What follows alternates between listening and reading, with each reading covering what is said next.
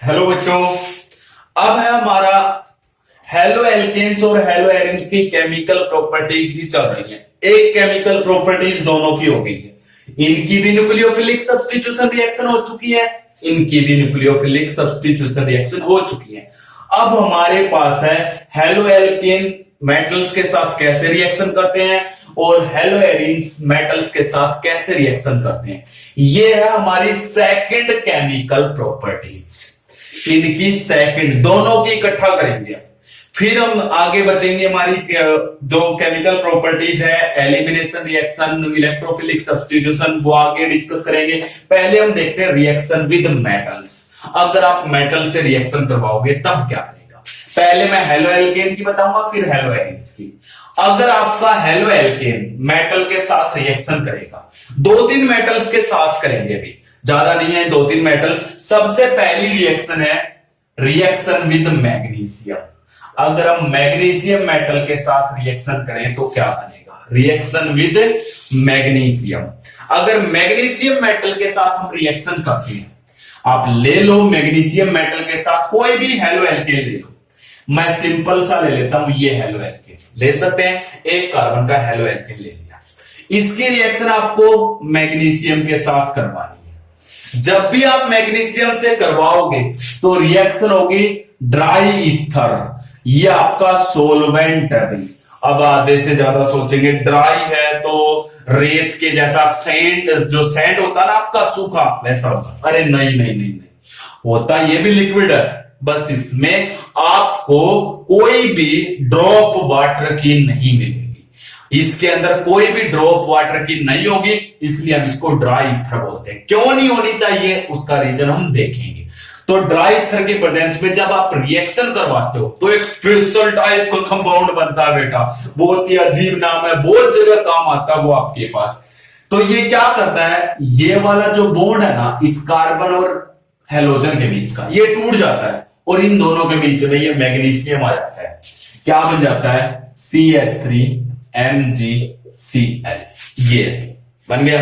अगर मैं इसकी जगह पे इसका पूरा ग्रुप ले लेता, इस पूरे ग्रुप को हम किससे लिखते हैं, RX, और फिर मैग्नीशियम से रिएक्शन करवाता तो ड्राई ईथर की प्रेजेंस में रिएक्शन हो जाती, तो क्या बनता, RMgX। तो इसको हम शॉर्टली RMgX भी बोलते हैं। नाम क्या है, ये इसका एक एग्जांपल हो गया। नाम है बेटा इसका ग्रिग्नार्ड रिएजेंट। इसका नाम है बेटा ग्रिग्नार्ड रिएजेंट। क्या नाम होता है, ग्रिग्नार्ड रिएजेंट। अब आपको RMgX, मैंने ये एग्जांपल लिया तो ये बन गया। लेकिन अब क्वेश्चन ये बन गया, हम इसको ड्राई ईथर में क्यों प्रिपेयर करते हैं, हम इसको ड्राई ईथर में ही प्रिपेयर क्यों करते हैं, वाटर क्यों नहीं करते। ये बहुत ज्यादा रिएक्टिव होता है, ये बहुत सारी रिएक्शन करेगा। आगे जब चैप्टर पढ़ेंगे एल्कोहल, फिनॉल, ईथर बहुत सारे, तो उसमें आपके पास बार बार आएगा ग्रिग्नार्ड रिएजेंट। तो आपके पास पता हो जाना चाहिए RMgX, मैग्नीशियम, उसके इधर हेलोजन, एक्स का मतलब halogen, fluorine, chlorine, bromine, iodine, और इस तरफ कार्बन चेन, उसे हम ग्रिग्नार्ड रिएजेंट बोलते हैं। जिसका एक एग्जांपल ये रहा, इधर मैंने एक कार्बन की चेन ले ली, इधर क्लोरीन हेलोजन ले लिया, तो ये ग्रिग्नार्ड रिएजेंट। हमने ड्राई ईथर में क्यों प्रिपेयर किया, अगर यहां पे कुछ अमाउंट में वाटर होता, थोड़ी सी भी अमाउंट में वाटर होता, तो आपका ग्रिग्नार्ड रिएजेंट आपको नहीं मिलता। क्यों नहीं मिलता, जैसे ही ये इस रिएक्शन में बनता, मान लेते हैं ये इस रिएक्शन में बन गया, जैसे ही ये बनता, बनते ही यानी कि ये जैसे ही प्रिपेयर होता, प्रिपेयर होते ही ये आगे फिर से वाटर के साथ रिएक्शन कर लेता। किसके साथ रिएक्शन कर लेता, H2O के साथ। अगर इस ड्राई ईथर में थोड़ा बहुत भी वाटर होता तो आपका ग्रिग्नार्ड रिएजेंट प्रिपेयर हुआ, प्रिपेयर होते ही ये वाटर के साथ रिएक्शन कर लेता। क्यों, क्योंकि आपका जो ये मैग्नीशियम और ये कार्बन के बीच का बॉन्ड है ना, ये बहुत ज्यादा पोलर है। क्यों है, मैग्नीशियम एक इलेक्ट्रोपॉजिटिव मेटल है, इस पे पॉजिटिव चार्ज, इस पे कौन सा चार्ज होता है, नेगेटिव। आपका जो वाटर है वो भी टूटता है किसमें, H पॉजिटिव और OH नेगेटिव। पॉजिटिव को नेगेटिव से जोड़ दो बस, तो आपका ये CH3 नेगेटिव इस H पॉजिटिव को लेके बना लेगा CH4, जो कि कौन से कैटेगरी में आता है अभी, एल्केन। और जो ये OH नेगेटिव ये मैग्नीशियम के साथ जुड़ जाता, तो मैग्नीशियम के साथ Cl तो जुड़ा हुआ था, कौन जुड़ गया? OH। मैग्नीशियम को तो आपके 2 बॉन्ड पूरे करने थे, दोनों बॉन्ड कंप्लीट हो गए हैं मैग्नीशियम के, लेकिन आपके पास आपका जो प्रोडक्ट है वो क्या बन गया? एल्केन बन गया। हमें चाहिए था ग्रिग्नार्ड रिएजेंट और ये फाइनली कहां पे जाके रुक गया? एल्केन में। तो इसलिए हमारा ग्रिग्नार्ड रिएजेंट नहीं बना, क्योंकि वो जैसे ही बना उसने आगे रिएक्शन कर लिया। इसलिए हमें क्या लेना पड़ता है? Dry ether. If in dry ether contain water molecules, then after the formation of Grignard reagent it react with the water molecules and form the alkane. और क्या बना लेता बेटा? एल्केन की प्रिपरेशन कर लेता। ये थी भी एक रिएक्शन विद मैग्नीशियम मेटल। किसके साथ थी भी? Reaction with magnesium metal. अगर हम, ये तो था हेलो एल्केन्स की, इसकी जगह पे लेते हेलो एरिन्स। क्या ले लेते बेटा? इसकी जगह पे हेलो एरिन्स लेते। तो हेलो एरिन्स देखिए जरा कैसे हो।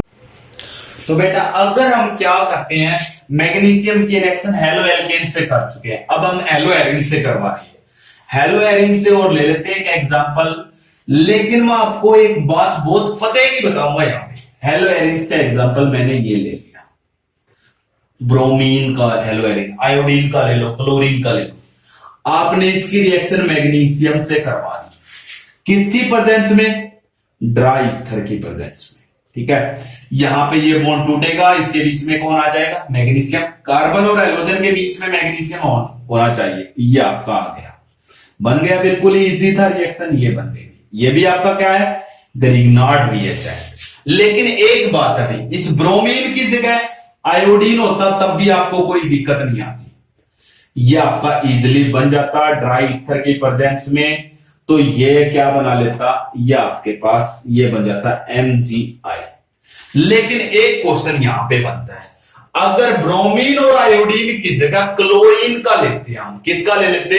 क्लोरीन का ले लेते हैं। यहां पे ब्रोमीन या फिर आयोडीन की जगह अगर हम क्लोरीन का ले, ये मैंने क्लोरीन का हेलो एरिन ले लिया, और अब रिएक्शन आप मैग्नीशियम से करवाओ तो आप बेटा ड्राई ईथर नहीं डालोगे, dry ether not used, dry ether not used, ये ध्यान रखना। तो इसकी जगह पे आप क्या यूज करोगे? हम और सोलवेंट देखेंगे, THF, जिसका नाम होता है बेटा टेट्राहाइड्रोफ्यूरान। टेट्राहाइड्रोफ्यूरान हम ये लेंगे, टेट्राहाइड्रोफ्यूरान लिया जाएगा। क्यों लिया जाएगा? रीजन सुनते जाइएगा। हमने क्लोरोबेंजीन की रिएक्शन मैग्नीशियम से करवाते टाइम THF क्यों लिया? ये वाला बॉन्ड, इसमें ये वाला बॉन्ड और इसमें ये वाला, बस एक बात बता दो मुझे, इन तीनों में कौन सा बॉन्ड सबसे स्ट्रॉन्ग है? अरे ऑब्वियस यही वाला। क्यों? क्योंकि क्लोरीन का साइज स्मॉल है, इसलिए कैसा बॉन्ड है? स्ट्रॉन्ग बॉन्ड है। ये बॉन्ड टूटेगा तभी तो इसके बीच में क्या आएगा? मैग्नीशियम। और ये मैग्नीशियम इनके बीच में आएगा तभी तो आपका ये ग्रिग्नार्ड रिएजेंट बनेगा, ये वाला, इस कार्बन और इस क्लोरीन के बीच में ये मैग्नीशियम। लेकिन इस बॉन्ड को तोड़ने के लिए चाहिए एनर्जी, वो केवल एक ऐसे सोलवेंट से मिल सकती है जिस सोलवेंट का बॉइलिंग पॉइंट हाई हो। जिस सोलवेंट का बॉइलिंग पॉइंट कैसा हो? हाई।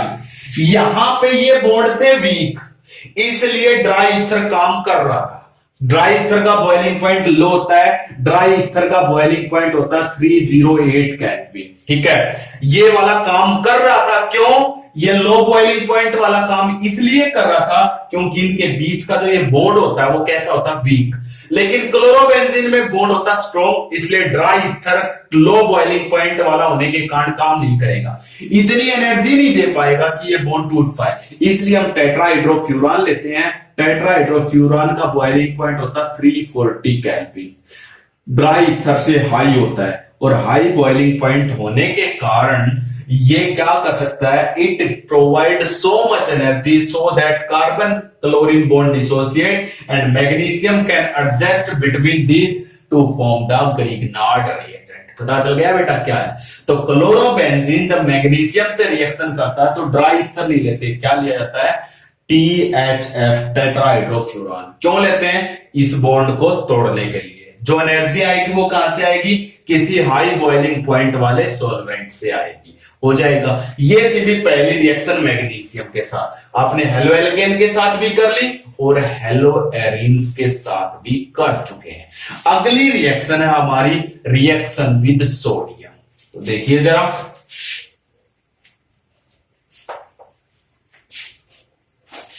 रिएक्शन विद सोडियम दोनों की करवाएंगे भी, सेकंड है रिएक्शन विद, पहले हेलो एल्केन की करवाते हैं। मैंने क्या किया, कोई भी हेलो एल्केन ले लिया, ये ले लिया CH3Cl, एक ही कार्बन का लिया। अगर आप इसकी रिएक्शन सोडियम से करवाओगे, पहली बात तो आपको ये दो लेने पड़ेंगे बिल्कुल सेम। ये आप, मैंने 2 मॉलिक्यूल्स इसके ले लिए, आप इसको यहां पे ना लिख के इसके 2 मॉलिक्यूल्स को, इसका दूसरा मॉलिक्यूल यहां पे लिख लो ताकि आपके लिए इजी रहे। लिख सकते हैं, बिल्कुल सही बात है बेटा, लिख सकते हैं, हो गया। अब आप ड्राई ईथर के प्रेजेंस में ये भी रिएक्शन ड्राई ईथर के प्रेजेंस में ही होगी, और क्या होगा, सोडियम भी 2 लेने पड़ते हैं। ये दोनों सोडियम, एक ये और एक ये, 2 क्लोरीन को लेकर क्या बना लेंगे, 2NH3। अब इधर बच गया CH3, इधर बच गया CH3, दोनों को जोड़ देते हैं, ये जुड़ गए भी, बना क्या आपका एल्केन, हो गया। और इस रिएक्शन को बोलते हैं वर्ट्ज रिएक्शन, वर्ट्ज रिएक्शन। लेकिन अब क्वेश्चन पहला तो यही बन गया, ये ड्राई ईथर की प्रेजेंस में क्यों करवाई। ड्राई ईथर की प्रेजेंस में बेटा क्यों करवाते हैं इसको, ड्राई ईथर की प्रेजेंस में इस रिएक्शन को इसलिए करवाया जाता है, क्यों, ड्राई ईथर की प्रेजेंस में हम रिएक्शन को इसलिए करवाते हैं, अगर यहां पे थोड़ा बहुत भी वाटर होगा तो वो सोडियम के साथ आग पकड़ लेगा। आपको पता है sodium catches fire in water, इसलिए हम ड्राई ईथर डालते हैं। इस रिएक्शन को बोलते हैं बेटा वुर्ज रिएक्शन। तो देखिए लिमिटेशन ऑफ वुर्ज रिएक्शन कौन कौन सी है। पहली लिमिटेशन है, हम इस मेथड से जो एल्केन बनता है वो केवल और केवल इवन कार्बन का, इवन का मतलब जिस एल्केन में 2 कार्बन होंगे, 4 होंगे, 6 होंगे, 8 होंगे। ऐसा क्यों है, मैंने बताया तुम्हें 2 हेलो एल्केन लेने पड़ते हैं, वो भी सेम एक जैसे। अब ये बताओ, मान लेते मैं ये 2 कार्बन का लूंगा तो ये भी 2 कार्बन का लेना पड़ेगा, तो आगे चलकर कितने कार्बन का एल्केन बनेगा, 4 का। अगर मैं ये 3 का लूं और ये भी 3 का लूं तो कितने का बनेगा, 6 का। हमेशा 2 इवन नंबर को जोड़ते हो तब भी आपका इवन आंसर आता है, 2 ओड नंबर को जोड़ते हो तब भी आपका क्या आंसर आता है, इवन आता है। तो आप 2 ये हेलो एल्केन जोड़ोगे वुर्ज रिएक्शन से तो हमेशा क्या बनेगा, इवन कार्बन का एल्केन बनेगा। सेम दूसरी क्या है, अगर आप इवन का नहीं बना सकते तो आप ओड का प्रिपेयर नहीं कर सकते, मतलब जिसमें 3 कार्बन होते हैं, 5 कार्बन होते हैं, 7 कार्बन होते हैं, ऐसा कोई भी एल्केन वुर्ज रिएक्शन से नहीं बना सकते। इस रिएक्शन में बनता है एल्केन। अब मान लेते हैं आप कोई कहोगे इवन कार्बन ओड कार्बन का बना सकते हैं, ये अलग ले लें और ये अलग, अगर अलग अलग लोगे तो प्रोडक्ट 3 बनेंगे। कैसे बनेंगे वो देखते हैं, जरा जरा देखिए 3 कैसे बनेंगे। तो मैं एक एग्जांपल रखता हूं, उससे आपको समझ में आएगा 3 कैसे बन सकते हैं। मान लेते हैं मैंने क्या किया, एक ले लिया CH3Cl, दूसरा क्या ले लिया, 2 सोडियम के साथ रिएक्शन करवाई, दूसरा ले लिया मैंने 2 कार्बन का CH3CH2Cl। ये मैंने लिखने का तरीका उल्टा किया, बाकी और सेम है। ड्राई ईथर की प्रेजेंस में तो तुम क्या कहोगे, ये 2 सोडियम इसको और इस क्लोरीन को लेके जुड़ जाए, ये 2 कार्बन और एक ये 3 कार्बन। नहीं बेटा ऐसे नहीं होगा। तो फिर कैसे होगा, देखिए यहां पे 3 पॉसिबिलिटी है। 3 क्या क्या है पॉसिबिलिटी।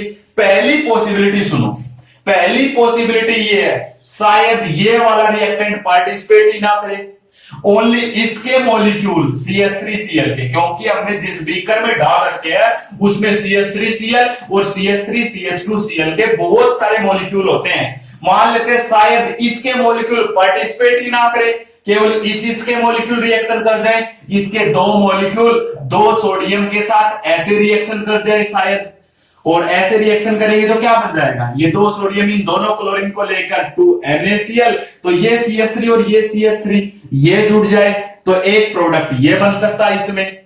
दूसरी पॉसिबिलिटी क्या है? दूसरी पॉसिबिलिटी ये है शायद ये रिएक्शन में पार्टिसिपेट ना करे, केवल इसके दो मॉलिक्यूल पार्टिसिपेट कर जाए। अगर इसके दो मॉलिक्यूल पार्टिसिपेट करेंगे तो क्या बनेगा जरा देखिए। फिर से दो सोडियम लिए और इसके भी दो पार्टिकल, दूसरा पार्टिकल ये ले लिया। अगर इसके दो पार्टिकल पार्टिसिपेट करेंगे तो ये आपका क्या निकल गया? 2NaCl। फिर से क्या बन जाएगा? दो कार्बन ये दो ये, कितने कार्बन का बन गया? 4 कार्बन का बन जाए। ये भी हो सकता है। तीसरी पॉसिबिलिटी क्या है? शायद एक मॉलिक्यूल इसका पार्टिसिपेट कर जाए, एक इसका, दोनों का एक एक कर जाए। दोनों का एक एक करेगा तो क्या बन जाएगा? अगर दोनों का एक एक पार्टिसिपेट करता है तब आपकी कुछ पॉसिबिलिटी है भी ये निकल जाए और क्या बन जाए आपका? आपका बन जाए 3 कार्बन का ये।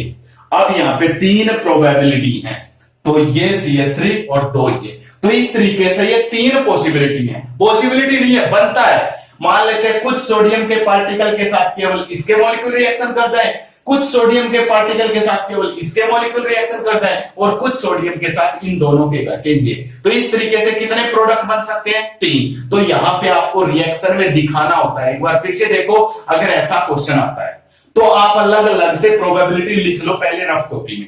मान लेते हैं केवल इसके दो पार्टिकल पार्टिसिपेट करें तो ये प्रोडक्ट बनेगा, इसके दो पार्टिकल पार्टिसिपेट करें तो दो ये बनेगा, इसका एक और इसका एक करेगा तो ये। अब फाइनल रिएक्शन में कैसे दिखाओगे? इन तीनों को यहां पे दिखा देंगे। तो 3 प्रोडक्ट कौन कौन से बन सकते हैं? एक ये प्लस में, दूसरा ये वाला, तीसरा कौन सा बन सकता है? प्लस ये नीचे वाला। तो इस तरीके से आप ऐसे दिखाओगे और फिर इन तीनों को क्या कर दोगे? आप हटा दोगे। तो ये आपके पास इस तरीके से कितनी प्रोबेबिलिटी होगी? 3 प्रोबेबिलिटी हो गई। तो इसलिए यहां पे इवन कार्बन का बन तो जाएगा लेकिन बहुत ही कम अमाउंट में बनेगा। अगर हम ये अलग अलग लेंगे तो पॉसिबिलिटी और भी बहुत ज्यादा क्रिएट हो जाती है। इसलिए केवल हम कौन सा बनाते हैं? वुर्ज रिएक्शन से इवन कार्बन का एल्केन बनाते हैं। हो जाएगा। एक और सुनो वुर्ज रिएक्शन की कमी। अगर हमें क्या करवाना हो, ये तो था हमारे पास। अगर हमारे पास 3 हेलो एल्केन है, एक प्राइमरी, एक सेकेंडरी और एक टर्सरी। इनकी रिएक्शन आप सोडियम से करवाओगे, 2 सोडियम से एल्केन बन जाएगा। ये बहुत अच्छी बात है, आसानी से आप बना सकते हो, जिसका नाम है वुर्ज रिएक्शन। लेकिन हमारे पास टर्सरी हेलो एल्केन आ जाए, ये ले लिया मैंने टर्सरी हेलो एल्केन, और इसकी रिएक्शन सोडियम से करवाओगे तो इसके कितने पार्टिकल लेने पड़ेंगे? 2। दूसरा पार्टिकल और ले लेता हूं। अगर आप इसके 2 पार्टिकल लोगे, ड्राई ईथर की प्रेजेंस में रिएक्शन करवाओगे, 2 पार्टिकल लेने पर क्या होगा? मैंने आपको बताया था टर्सरी हेलो एल्केन किसको ज्यादा फॉलो करता है? एलिमिनेशन रिएक्शन को। कहां पे बताया था? जब एलिमिनेशन वर्सेस सब्स्टिट्यूशन पढ़ा था ना, तो उसमें मैंने बताया था प्राइमरी फॉलो करता है सब्स्टिट्यूशन को और टर्सरी किसकी तरफ झुकता है? एलिमिनेशन रिएक्शन की तरफ झुकता है। लेकिन आप सब्स्टिट्यूशन करवा सकते हो बाय चेंजिंग कंडीशंस। लेकिन यहां पे अगर देखा जाए तो टर्सरी को नॉर्मली पूछा जाए तो ये किसकी तरफ झुकता है? एलिमिनेशन। पहली बात तो ये फॉलो हो गई। दूसरी, यहां पे जब ये 2 सोडियम इन दोनों क्लोरीन को लेके निकलेगा तो ये कार्बन इससे जुड़ेगा। जब ये जुड़ेगा तो इसके चारों तरफ देखो, तीनों तरफ बड़े ग्रुप्स हैं। बड़े ग्रुप होने के कारण यहां पे क्या है? स्टीरिक हिंड्रेंस ज्यादा है। क्या है अभी? स्टीरिक हिंड्रेंस हाई है। स्टीरिक हिंड्रेंस हाई होगी तो ये बड़ा ग्रुप इस बड़े ग्रुप के साथ अटैच नहीं हो सकता, इसलिए यहां पे एल्केन नहीं बनेगा। No alkane is formed. क्यों नहीं बनेगा एल्केन? तो आपसे पूछा जाए in case of halo tertiary halo alkanes there will be steric hindrance, due to steric hindrance alkane is not formed. यानी कि यहां पे सोडियम से करवाओगे तो एल्केन नहीं बनेगा। तो फिर क्या बनेगा? यहां पे एक तो रीजन ये है। दूसरा आपके पास क्या है? दूसरा हमारे पास यहां पे बनेगा एल्कीन। क्या बनेगा भाई? एल्कीन बनेगा। और एल्कीन कब बनता है यह आपको भी पता है। एल्कीन कब बनता है? जब कौन सी रिएक्शन होती है? एलिमिनेशन। तो यहां पे कौन सी रिएक्शन होगी? एलिमिनेशन। इसलिए हमें इन 2 पार्टिकल की जरूरत नहीं है, केवल एक ही काम करेगा, ये वाला एक सिंगल पार्टिकल। क्यों होती है एलिमिनेशन? क्योंकि जो सोडियम है खुद ये स्ट्रॉन्ग बेस का काम करता है। ये स्ट्रॉन्ग बेस का काम करने के कारण यहां पे कौन सी रिएक्शन होगी? Elimination reaction. तो जरा प्रोडक्ट देखिएगा क्या बनेगा ड्राई ईथर की प्रेजेंस में। तो याद रखिएगा टर्सरी एल्लो एल्केन में वुर्ज रिएक्शन करवाओगे तो एल्कीन बनेगा। कैसे? ये अल्फा कार्बन जिसको हैलोजन जुड़ा हुआ है, ये भी बीटा, ये भी बीटा, ये भी बीटा, जो आपका मन करे उस बीटा कार्बन से हाइड्रोजन निकाल सकते हो। क्यों? क्योंकि तीनों के पास इक्वल हाइड्रोजन है, 3 तो मैंने इसमें से हाइड्रोजन निकाल दिया और यहां से क्लोरीन। तो क्या रह गया? ये रह गया आपका CH3। यहां पे क्या रह गया? C। इसके नीचे क्या रह गया? CH3। और यहां पे क्या रह गया? 2 कार्बन रहे, 2 हाइड्रोजन रह गए, CH2। ये देखो भी डबल बॉन्ड आ गया इस अल्फा और बीटा के बीच में। क्या बन गया? एल्कीन बन गया। तो ये था हमारे पास। अगर हम टर्सरी एल्लो एल्केन लेंगे तो एलिमिनेशन होगी और क्या बनेगा? एल्कीन। रीजन क्या बताया? क्योंकि यहाँ पे सोडियम स्ट्रॉन्ग बेस का काम करता है। सेकंड, एल्केन क्यों नहीं बनेगा? जब इसके 2 पार्टिकल पार्टिसिपेट करेंगे तो स्टीरिक हिंड्रेंस के कारण वो जुड़ नहीं पाएंगे, इसलिए क्या नहीं बनेगा? एल्केन नहीं बनेगा। ये थी रिएक्शन विद सोडियम। किसकी रिएक्शन हो चुकी है? हेलो एल्केन्स की। अब आपके पास है, अगर हम हेलो एरीन से सोडियम की रिएक्शन करवाएंगे तो क्या बनेगा? इसको कर दो साफ, हो जाएगा। अब आप देखिए रिएक्शन विद हेलो एरीन्स। अगर आपको ये आ गई है तो वो भी आ गई, नहीं समझो। अब मैंने एक हेलो एरीन लिया, मान लेते हैं मैंने ये ले लिया क्लोरोबेंजीन। किसके साथ रिएक्शन करवानी है? 2 सोडियम। तो ये भी कितने लेने पड़ेंगे? 2। ये आ गया। और आपको लिख दे ड्राई ईथर। बहुत बार पेपर में ऐसे आएगा भी, ये लिख दिया कंप्लीट द रिएक्शन। तो आपको ये खुद से यहां पे 2 ले लो या फिर ये अलग से ले लो, बात सेम है भी। ये लिख दिया। तो ये 2 सोडियम, इन दोनों क्लोरीन को लेकर क्या बनाएंगे? 2NaCl। तो ये बेंजीन और ये बेंजीन रह गए, दोनों आपस में जुड़ गए। क्या बन जाएगा भाई? ये बन जाएगा। इस में क्या बना? बाइफिनाइल बना। क्या प्रोडक्ट बन गया? बाइफिनाइल। और रिएक्शन का नाम होता है फिटिक रिएक्शन। क्या नाम होता है अभी?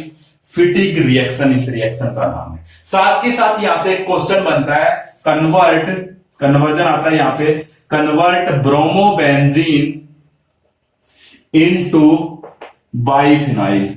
ब्रोमोबेंजीन को बाइफिनाइल में चेंज करो तो ये हो जाएगा। यहां पे क्लोरीन की जगह क्या ले लो? बस ब्रोमीन, बाकी सेम है, एज इट इज बन जाएगा। ये आपके पास था भी जब हमें ब्रोमोबेंजीन क्लोरोबेंजीन को बाइफिनाइल में चेंज करना हो। रिएक्शन का नाम क्या है? फिटिक रिएक्शन।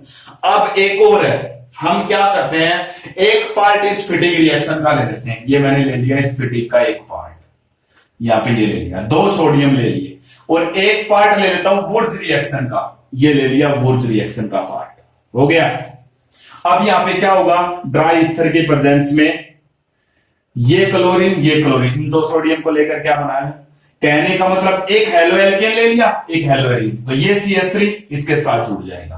क्या बन गया आपका? ये बन गया। इस रिएक्शन का नाम, आधा रिएक्शन वुर्ज रिएक्शन से आया, आधा फिटिक से आया, इसलिए दोनों को जोड़ दो। क्या नाम हो गया? वुर्ज फिटिक रिएक्शन। इसलिए क्या नाम इसका? एक पार्ट हेलो एल्केन ले लो, एक पार्ट हेलो एरीन, दोनों को सोडियम से जोड़ दो, तो इसका नाम क्या हुआ? वुर्ज फिटिक रिएक्शन हो जाएगा। ये था भी आपके पास reaction with sodium. Haloalkane की भी होगी, हेलो एरीन्स की भी हो गई है, हो जाएगा। तो ये रिएक्शन विद मेटल्स हमारी कंप्लीट हो गई है। अब हम क्या करते हैं, इसी के साथ साथ थोड़ा सा और ऐड कर लेते हैं इसी के अंदर। क्या ऐड करते हैं? Reduction reaction of halo alkanes. Reduction reaction of halo alkanes.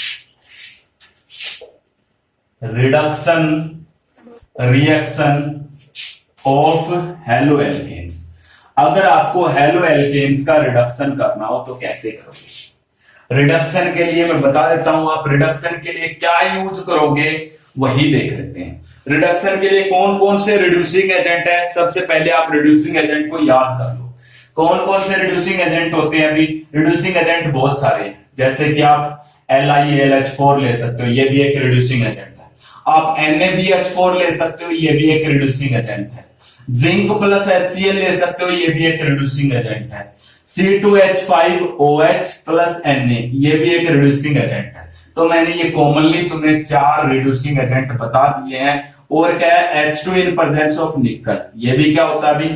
Reducing agent. तो सबसे पहले आपको रिड्यूसिंग एजेंट का पता होना चाहिए। जहां पे आपको ये दिख जाए इसका मतलब ये रिड्यूसिंग एजेंट है। इनका काम होता है हाइड्रोजन को देना। जब ये हाइड्रोजन देंगे तो वहां पे क्या होगा, रिडक्शन होगा, और रिडक्शन होगा तो आपके पास जब भी ये स्पीसीज हाइड्रोजन देंगे तो वहां पे क्या होगा, रिडक्शन। और ये किसका काम करते हैं, रिड्यूसिंग एजेंट का। हम यहाँ पे प्रेजेंट यूनिट में रिडक्शन करेंगे ओनली बाई LiLH4 और ओनली बाई NaBH4, दो ही हम इंक्लूड करेंगे, बाकी की हमें जरूरत नहीं है।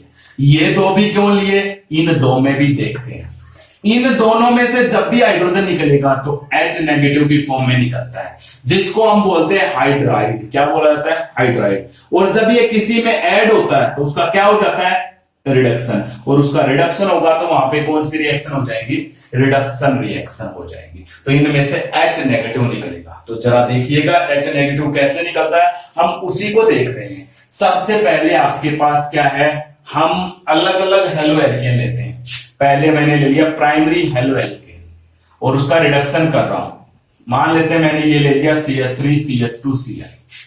होना क्या है, मान लेते मैंने यहां पे डाल दिया NaBH4, ठीक है। इसमें से क्या निकलेगा, H नेगेटिव। यहां से कौन निकलेगा, ये Cl नेगेटिव। ये Cl नेगेटिव निकल जाएगा, इसकी जगह H नेगेटिव जुड़ जाएगा, Cl नेगेटिव। अब ये बताओ, जिसके ऊपर नेगेटिव होता है उसे हम क्या नाम देते हैं, न्यूक्लियोफाइल। इसके ऊपर भी नेगेटिव है तो इसे हम क्या नाम देंगे, न्यूक्लियोफाइल। तो इस न्यूक्लियोफाइल को इस न्यूक्लियोफाइल ने बदल दिया, इसलिए कौन सी रिएक्शन हो गई, ये भी न्यूक्लियोफिलिक सब्स्टिट्यूशन रिएक्शन। तो याद रखना, जहां पे भी हेलो एल्केन का रिडक्शन कर रहे हो वहां पे भी कौन सी रिएक्शन होती है, न्यूक्लियोफिलिक सब्स्टिट्यूशन रिएक्शन। अब ये बताओ, अगर ये न्यूक्लियोफिलिक सब्स्टिट्यूशन है तो प्राइमरी हेलो एल्केन कौन सी रिएक्शन को फॉलो करता है, मैंने बताया था SN2 को। प्राइमरी हेलो एल्केन किसको फॉलो करते हैं, SN2 रिएक्शंस को। SN2 को फॉलो करते हैं। तो मैंने ये भी बताया था, जो आपका न्यूक्लियोफाइल डलता है, जो नया न्यूक्लियोफाइल डालते हैं वो कैसा होना चाहिए, स्ट्रॉन्ग होना चाहिए, यही बताया था। अब यहां पे देखते हैं NaBH4 से जो H नेगेटिव निकलेगा वो स्ट्रॉन्ग है या वीक है। तो देखिए जरा एक बार रिएक्शन करवाएंगे। ये NaBH4 टूटता कैसे है, ऐसे टूट जाता है, Na पॉजिटिव BH4 नेगेटिव। फिर इस BH4 पे नेगेटिव आया, इसमें से H नेगेटिव निकलेगा। अगर इसमें से H नेगेटिव फास्टली निकलेगा तो ये काम करेगा स्ट्रॉन्ग न्यूक्लियोफाइल का। अगर स्लोली निकलेगा तो किसका काम करेगा, वीक न्यूक्लियोफाइल का। तो देखते हैं इसमें से स्लोली निकलेगा या फास्टली। यहां पे जो ये नेगेटिव चार्ज है ये इस बोरॉन पे है, और बोरॉन के अंदर कैसा करैक्टर होता है, नॉन मेटल। और नॉन मेटल अपने ऊपर नेगेटिव चार्ज को रख सकता है। नॉन मेटल अपने ऊपर किसको रख सकता है, नेगेटिव चार्ज। नेगेटिव चार्ज को ये रख सकता है, तो ये स्लाइटली स्टेबल है।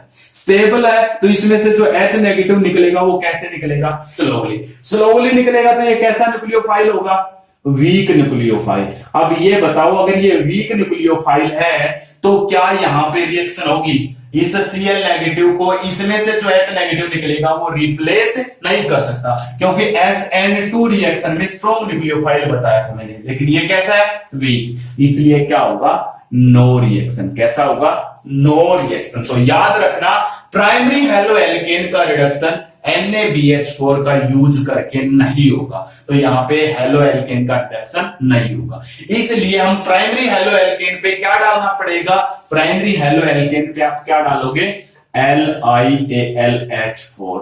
इसमें से जो H नेगेटिव निकलेगा वो स्ट्रॉन्ग न्यूक्लियोफाइल है। जरा देखिएगा क्यों है, ये टूटेगा Li पॉजिटिव और AlH4 नेगेटिव।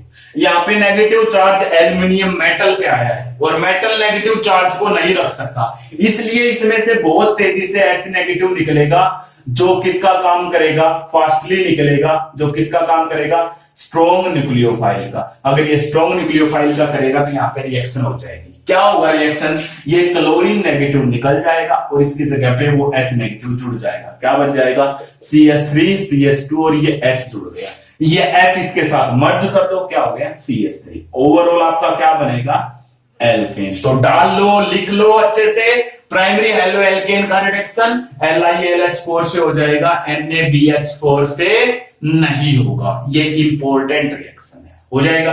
अब हम लेते हैं सेकेंडरी हेलो एल्केन।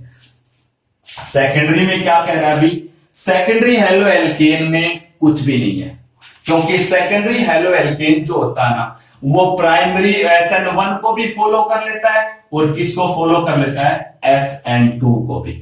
इसलिए यहां पे क्या हो जाएगा, यहां पे आप LiAlH4 भी यूज कर सकते हो, NaBH4 भी, रिएक्शन हो जाएगी, कोई भी डाल सकते। Cl नेगेटिव निकल जाएगा, इसकी जगह H नेगेटिव जुड़ जाएगा, क्या बन जाएगा, ये बन जाएगा अभी। तो इसमें कोई दिक्कत नहीं है। अब दिक्कत किसमें है, टर्सरी हेलोएल्केन में हो जाएगा ये।